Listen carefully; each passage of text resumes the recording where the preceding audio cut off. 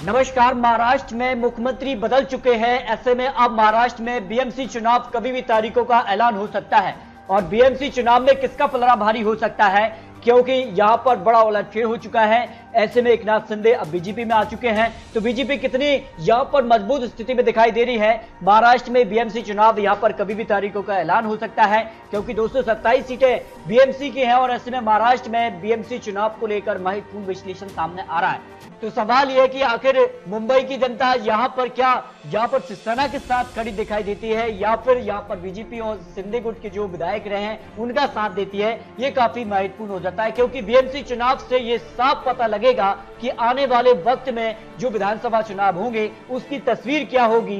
क्या वाकई जनता शिवसेना के साथ दिखाई देगी या फिर बीजेपी और यहाँ पर जो शिंदे गुट के विधायक रहे हैं उनके समर्थन में खड़ी दिखाई देगी। तो यहाँ पर ये चुनाव काफी महत्वपूर्ण हो जाता है। आपको बता दें कि शिवसेना बीजेपी के साथ पिछला चुनाव यहाँ पर बीएमसी का लड़ा था और 166 सीटों पर उनको जीत मिली थी, जबकि यहाँ पर कांग्रेस एनसीपी गठबंधन को 40 सीटें और यहाँ पर समाजवादी पार्टी और अन्य के खाते में ज्यादा सीट नहीं मिली।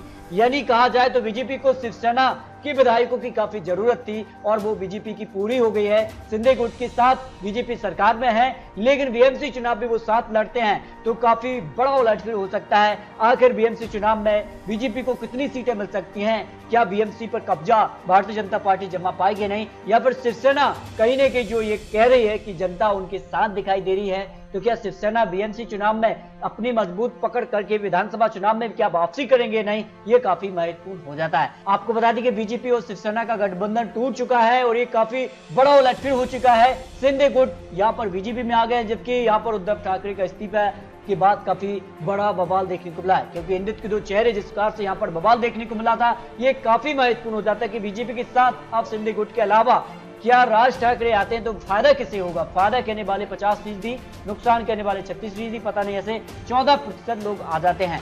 आपको बता दें कि राज ठाकरे भी काफी यहाँ पर अहम हो गए हैं, क्योंकि जिस प्रकार से उद्धव ठाकरे का उन्होंने विरोध किया था उसके चलते काफी बड़ा बवाल यहाँ पर देखने को मिला था। तो यहाँ पर काफी कुछ अंतर अब यहाँ पर देखने को मिल रहा है, क्योंकि बीजेपी यहाँ पर विधानसभा चुनाव हो या फिर लोकसभा चुनाव साथ मिलकर रहे, तो शिवसेना का फायदा बीजेपी को मिलता रहा है। और ऐसे में यहाँ पर जिस प्रकार से यहाँ पर उलटफेर हुआ है यहाँ पर, तो इससे कहीं ना कहीं शिंदे गुट से बीजेपी को फायदा होगा, क्योंकि विधानसभा चुनाव के अलावा लोकसभा चुनाव में भी इनको फायदा हो सकता है। आपको बता दें कि बीएमसी चुनाव में बीजेपी को 110 से 120 सीटें जा सकती हैं, शिंदे गुट से 40 से यहाँ पर 30 से 40 सीटें बीजेपी को यहाँ पर मिल सकती हैं। जबकि यहाँ पर बात की जाए एनसीपी कांग्रेस और गठबंधन को यहाँ पर जो है 25 से 35 सीटें, जबकि कांग्रेस को 10 से 20 सीटें ही जा सकती हैं।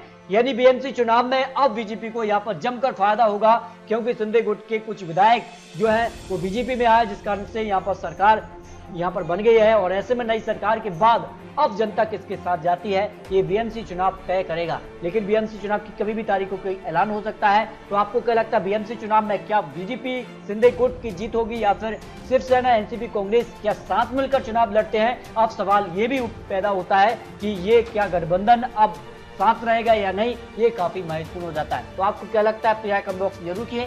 मिलते हैं सटीक महत्वपूर्ण जानकारी के साथ, तब तक के लिए जय हिंद, जय भारत।